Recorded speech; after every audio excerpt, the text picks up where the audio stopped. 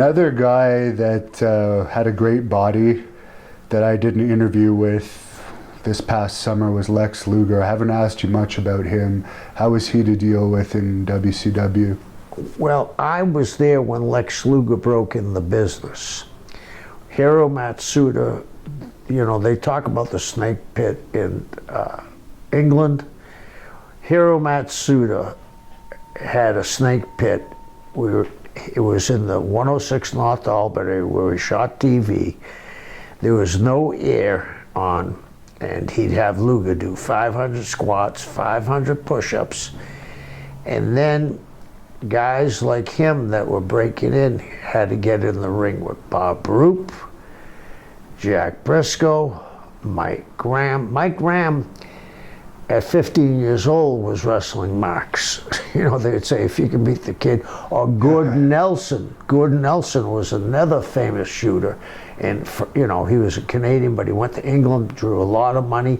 And you look at him, oh, if you can beat the guy that puts up the ring, we'll give you a shot. And, I mean, there's a very famous story where I was there when I saw it, and I think they went too far.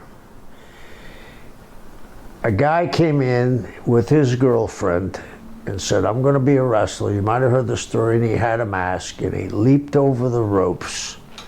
And the first person he met was Roop. Then it was Briscoe.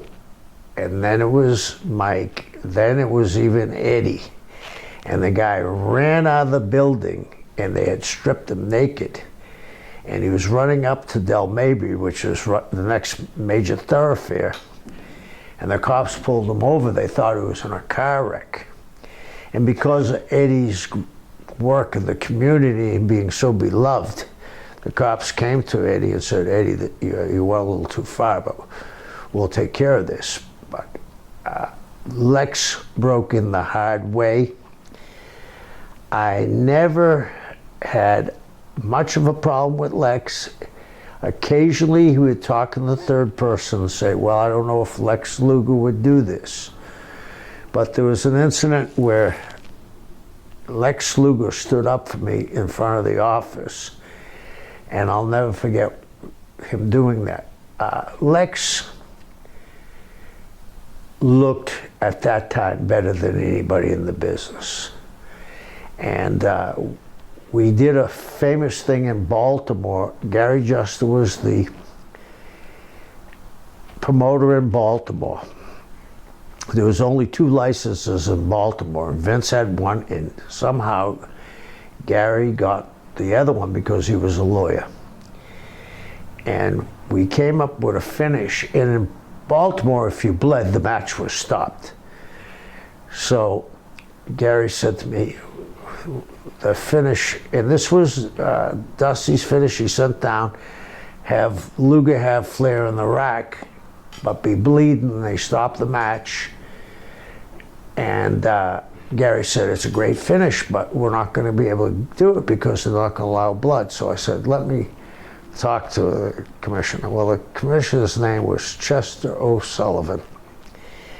And he was an older gentleman, and I said to him, Chester, could I have a word with you, please? So he said, what do you want? And I said, well, this is the finish we'd like to do.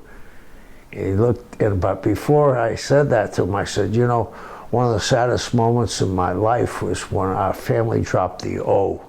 I feel like I'm an O'Sullivan, not a Sullivan. He looked at me and said, what do you want? And I said, we'd like to do this finish. He said, when the semifinal comes on, my guys are leaving. This is one time only. And that match we filmed it and showed, and that's when Flair and Luger were selling. Everybody says that, you know, it was sold out to the rafters. Well, they did. And Ric Flair made Lex Luger, and I regret the situation Lex is in. He's a good-hearted guy. He's accepted what happened to him more than anybody I know could handle that weight. You know, So I have nothing but complete respect for Lex Luger.